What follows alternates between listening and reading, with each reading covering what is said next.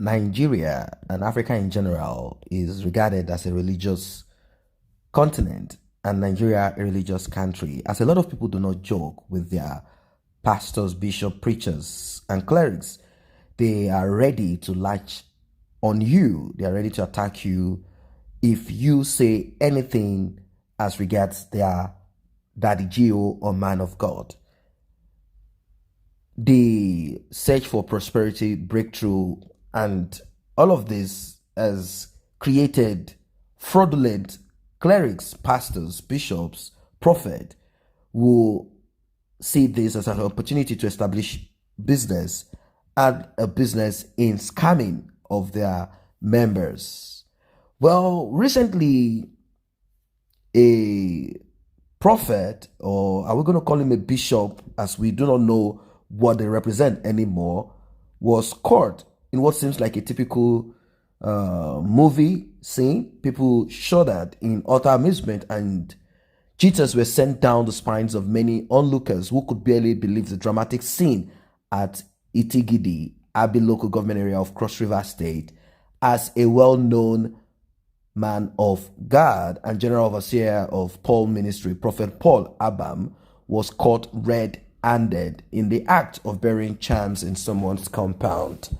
The prophet who committed this heinous act of satanic proportion was said to be a pastor in a well-known Orthodox church in the neighboring town of Ugep in Yakor local government area before he broke ranks with the Orthodox church and moved to Itigidi to open up his own ministry. As a matter of fact, he calls himself Prophet Paul Abam, and he calls it Prophet Paul Abam Ministry. His ministry grew and waxed strong in Itigidi and was specially known for the miracles, signs, and wonders attributed to him. And he said, this is all from God.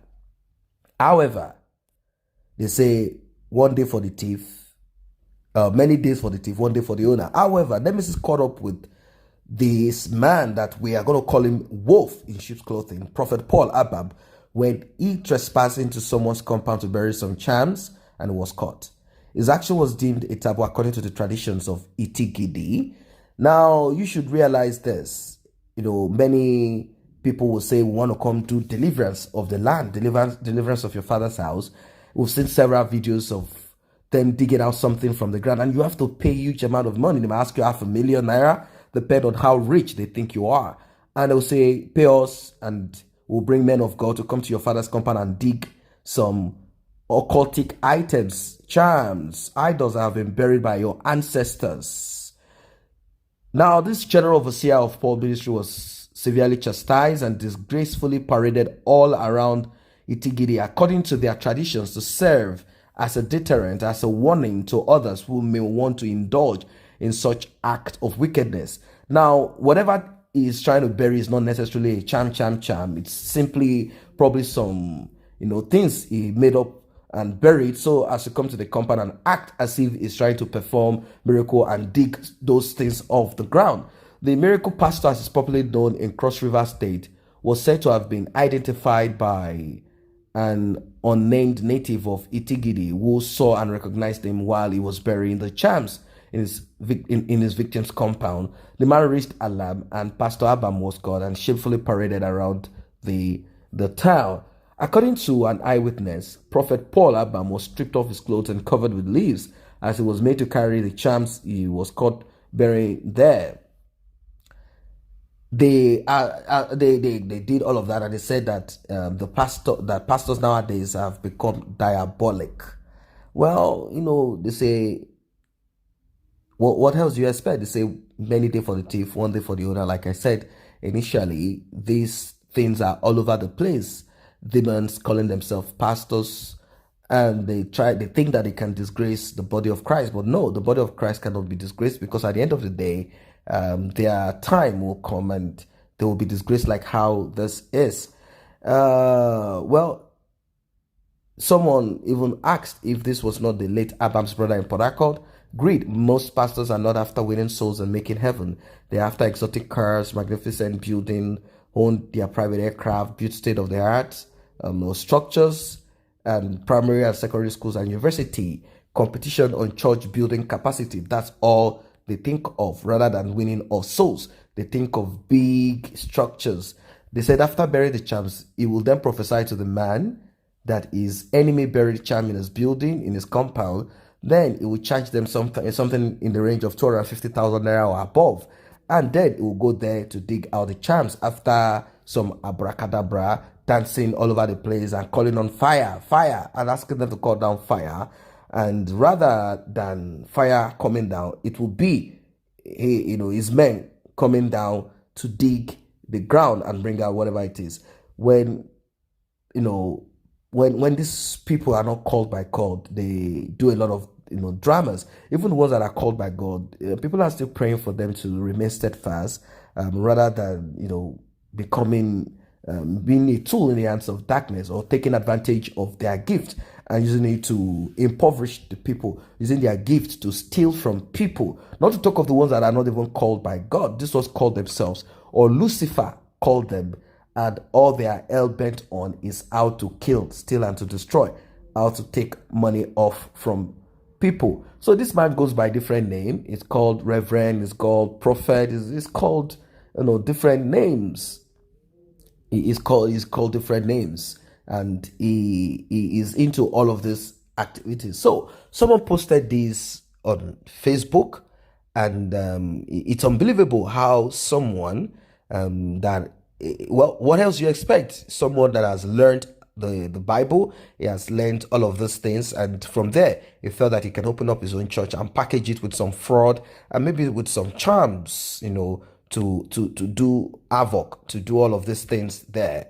It's terrible. It's terrible. Well, we have to be very careful. It's not everywhere you see people say there's a miracle here and you run down there. You yourself need to search within yourself as a person and kind of check what you are going there for. What are you really involved in? What do you want to be involved in?